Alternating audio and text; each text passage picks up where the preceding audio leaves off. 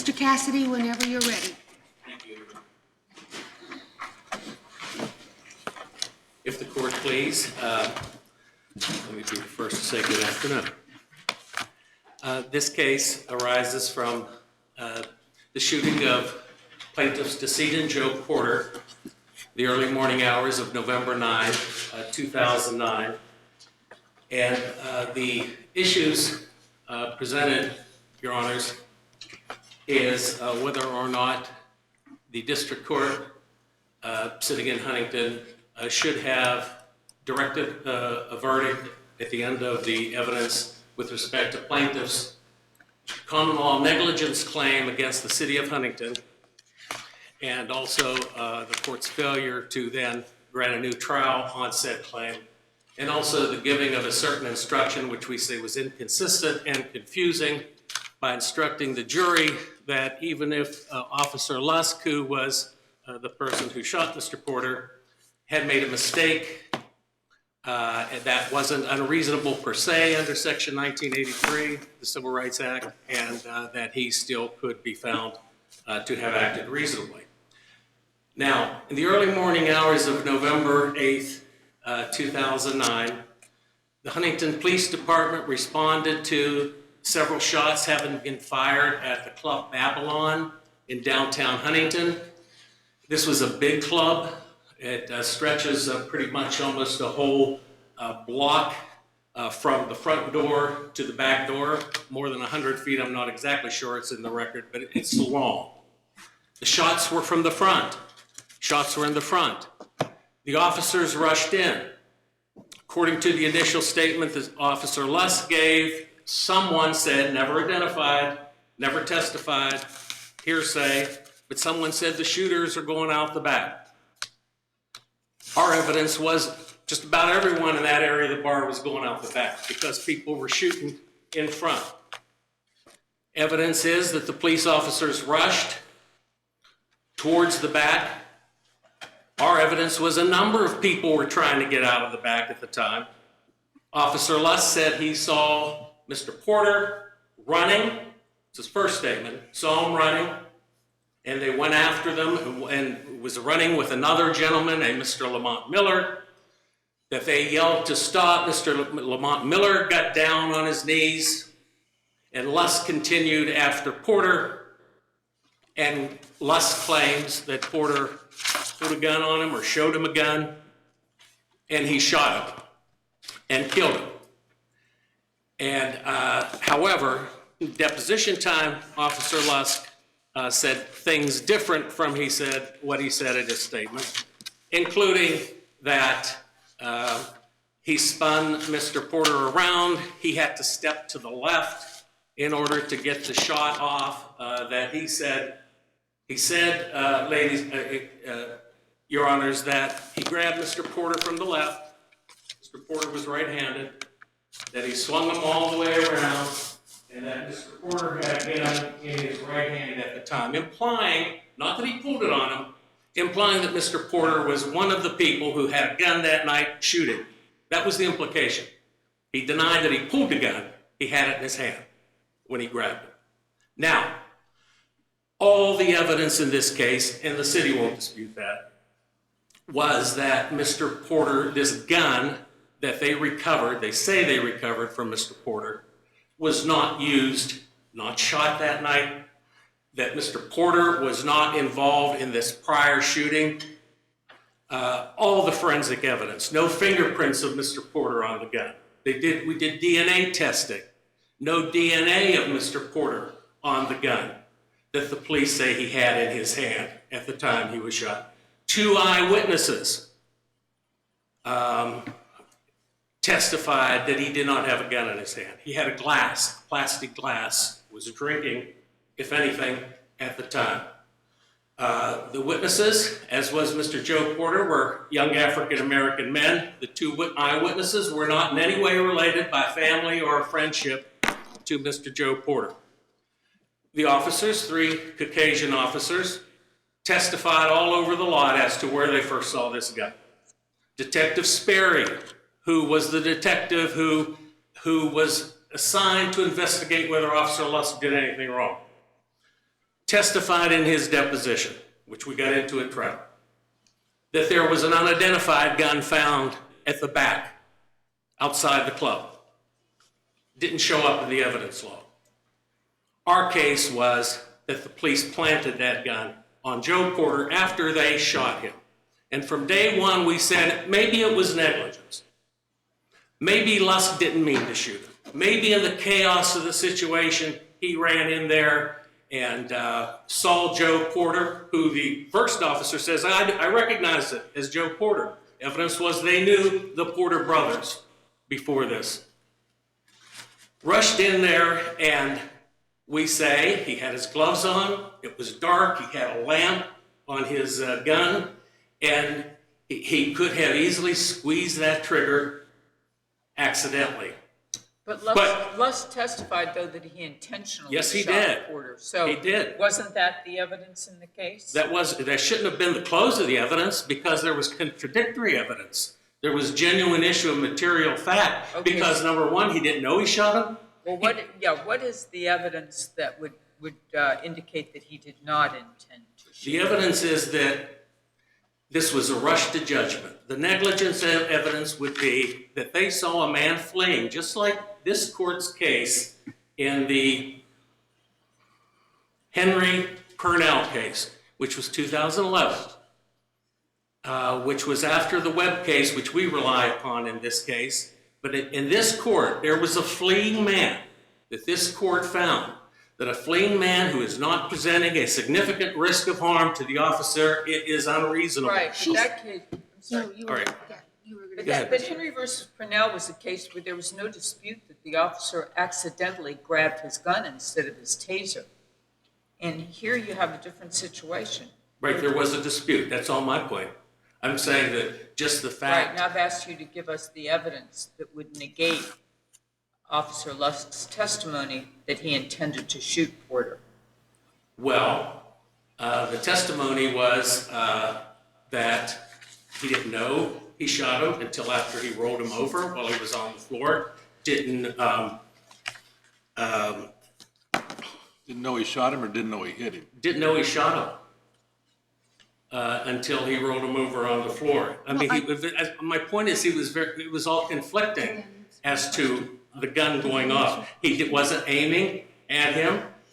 He didn't know he shot him. He knew he shot, but he didn't know he shot him. Yes. He intentionally pulled the trigger on his gun. Yes. Okay, so he intentionally shot, but he didn't know whether he hit somebody. All right. There was he was, at least he said in the beginning, he was running. There was a struggle. The evidence was in conflict as to whether or not there was a struggle before he was shot. There was evidence that with respect to where they found the gun, that was all in evidence. The point is, under federal law and the Rake v. West case that we cited, evidence of perjury can be an admission of wrongdoing. West says this. It could be an admission of evidence of both negligence and evidence of admission that this person, Mr. Porter, did not have a gun and was unreasonable. In this case, what the court did, by giving an instruction on mistake for the 1983 case, he immunized the officers from a finding of perjury with respect to the 1983 case. And then he inconsistently said, he says, because there may have been a mistake. The judge said this because maybe he didn't have a gun. But then when he turns around and rules on our issue of negligence, he says there's no evidence of negligence. He admitted that Webb, he followed Webb as far as we know, which is Judge Berger's district court opinion that we rely so heavily on, which says there's two different duties involved here. And that's because 1983 requires analysis of the moment that force is employed only. Not what comes before, not what comes after. Negligence, Judge Berger said, is something different because you look at the whole circumstances in the beginning and afterwards. And the court said although we have evidence of mistake, which tends to show negligence, we're going to tell the jury, don't worry, even if he's negligent for purposes of 1983, he's not liable. But we're not going to instruct them on negligence, so you can't use that alternate theory. We think that was wrong. We think that's a case of first impression, by the way, and that is the issue of whether a finding of reasonableness at the moment force is employed is dispositive as a matter of law of a state negligence claim. Because with respect to the force employed, the cases cited by defendant are really dicta. They don't really reach this. They assume it. It is true. The Sigmund case versus the town of Chapel Hill and the Pethel case versus West Virginia State Police, those are the two cases cited by defendant that the court did not err in failing to grant a new trial because the jury found against Mr. Porter on a 1983 case. Because at the moment force was employed, the jury said that was reasonable. And so negligence goes out the window. That's not the law. In Sigmund versus town of Chapel Hill, that was a domestic dispute where the plaintiff had pulled a knife or had a knife out, and there were affidavits from 3 other witnesses who said he didn't have a knife. And that case went off specifically on whether or not there was sufficient evidence of a material dispute. And Judge Michael gave a very long dissent about, he thought the affidavits were enough to create a material, genuine issue of dispute. However, in passing, the court said, well, since we've disposed of the 1983 claim, we'll dismiss the state claim too. So we don't know if the state claim was entirely reliant on that very moment. So it was dicta. It wasn't necessary to the holding. The same thing is true with the Pethel case. That was Judge Stamp in our district's decision with respect to where a fugitive fled before sentencing in a criminal matter, took up in a home, there were hostages involved, there was a SWAT team involved, they rammed down the door, and there was safety of others concerned. And the judge, again, in passing, said that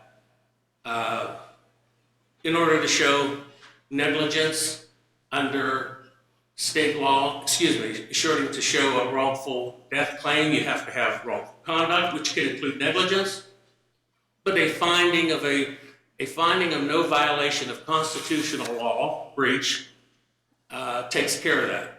I think that's incorrect, but it wasn't the main issue. The judge dismissed the claim against the state police in that case based on the allegations with the methodology they used, which is clearly under the immunity statute. You can't challenge the methodology of the SWAT attack and that sort of thing. So it wasn't necessary to the ruling. Mr. Cassidy, your time has sorry. expired. Do you want, okay, you have some time on rebuttal. Oh, okay. Thank you.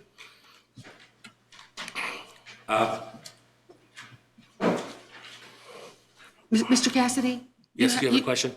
Well, your time has expired. You can come up on rebuttal. Thank you.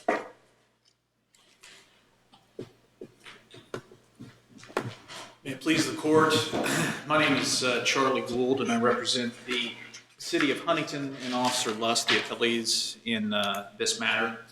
I think it's important, and Mr. Cassidy touched base on parts of this, that this was tried to a jury, and the jury determined under the 1983 claim that Officer Lusk's use of deadly force was objectively reasonable.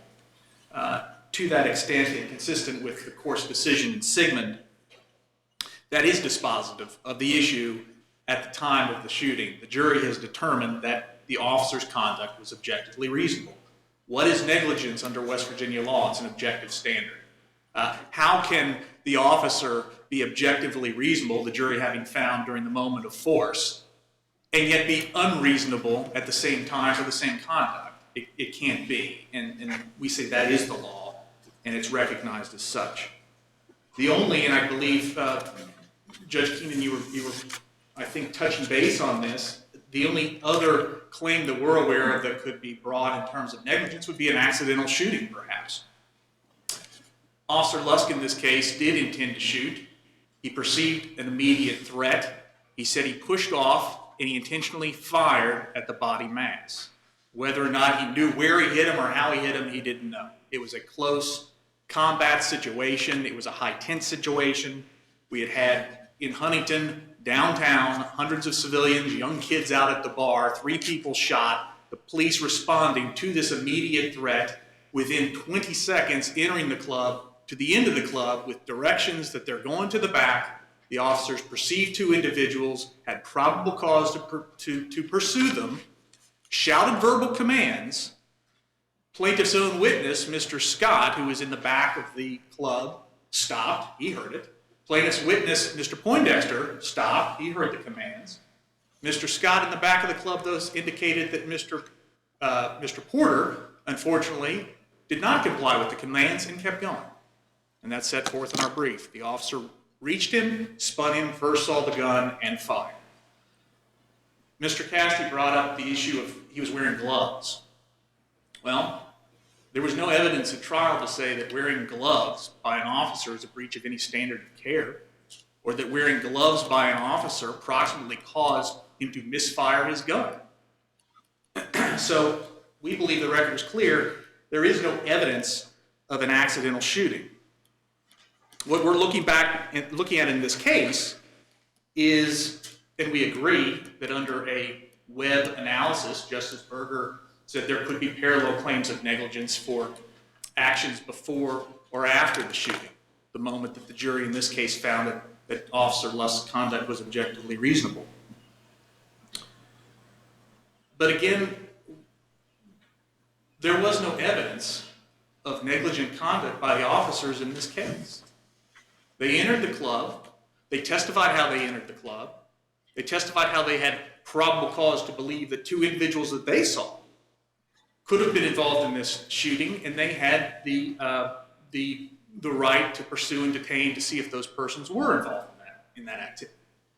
In fact, the defense brought an expert, Dr. Street, who is an expert in police response. He indicated that they had probable cause. I know he's an expert. He had probable cause to pursue these individuals, as did the other officers. And quite frankly, what they did was textbook. What did the plaintiffs do in response? They didn't ask Dr. Street one question.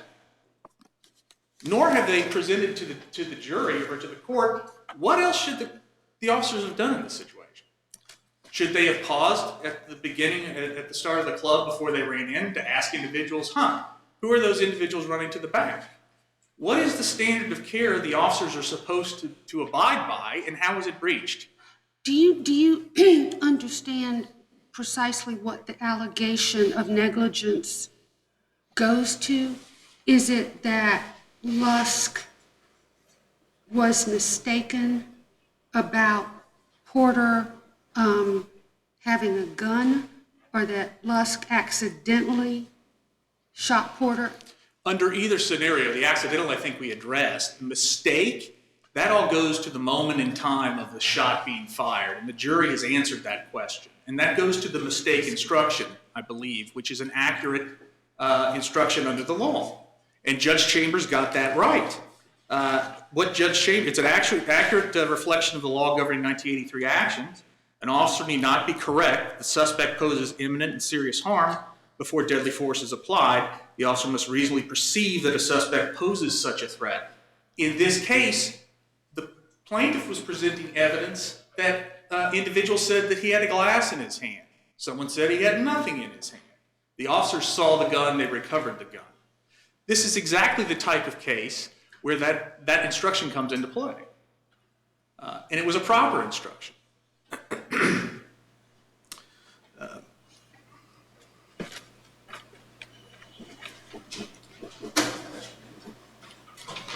With regard to, and does that answer your question? No, I'm but sorry. it doesn't matter. It's okay. Your Honor, I can't recall what else Mr. Cassidy was speaking about today. I think most of the incidents that he was talking about were post-shooting. There was a claim in this case initially for negligent failure to render medical aid. That was directed verdict was granted on that claim because the officers immediately called EMS and EMS came in. There was also, it's important to note, I believe, that there was a claim in this case that plaintiffs pursued regarding a negligent failure to train these officers. Summary judgment was granted on those claims because they couldn't establish that.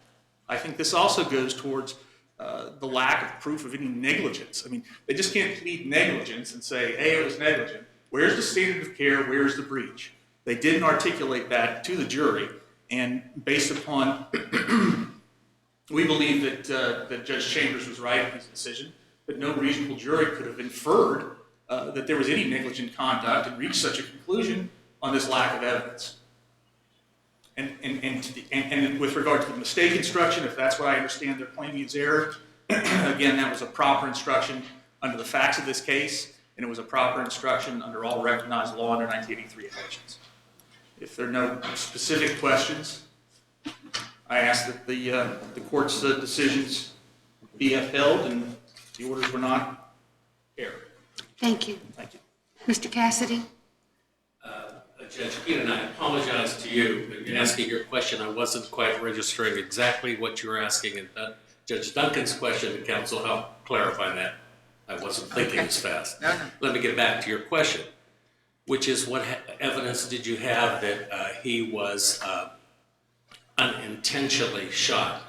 But that wasn't the argument of our mistake argument. Our mistake argument was going to the question that Judge Duncan raised, that he was mistaken about Joe Porter having a gun in his hand, because our evidence was he did not have a gun in his hand.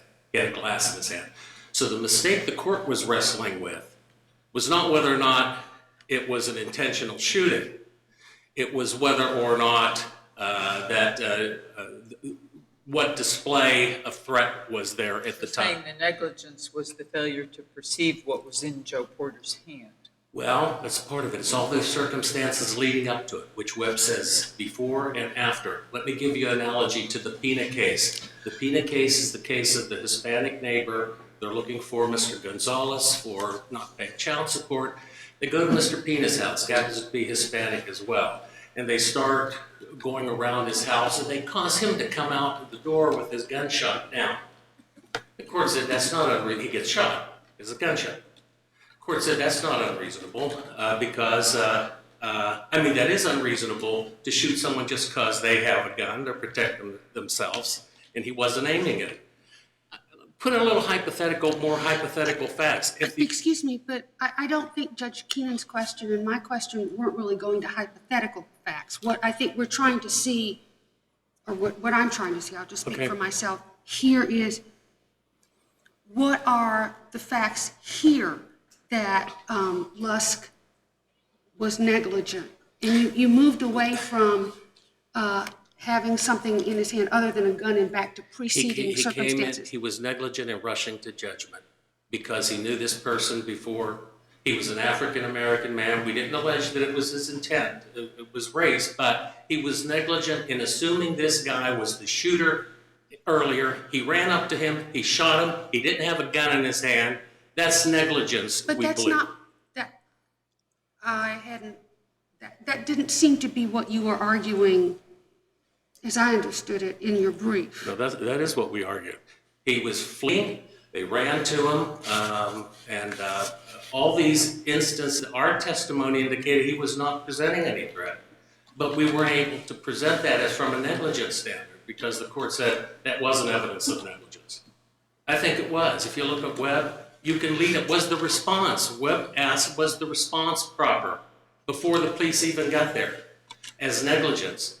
Just because you have at that very moment, what I was trying to get at with the hypothetical, if Mr. Pina had raised the gun at the police at that precise moment, that would have probably been reasonable for the police to shoot him. But you don't ignore what comes before that. What makes a person point a gun if he had done nothing wrong, people are invading his house in the middle of the night, he doesn't know they're the police, you'd have to consider all that to determine whether there's negligence, not just that very moment. Yes, for 1983 purposes, that's the law, but not for negligence. That's our point. You have to look at all the circumstances. Thank you. Thank you very much. We will ask courtroom deputy to adjourn court for today, and we will come down and greet counsel. This honorable court stands adjourned until 3 o'clock this afternoon. God save the United States and this honorable court.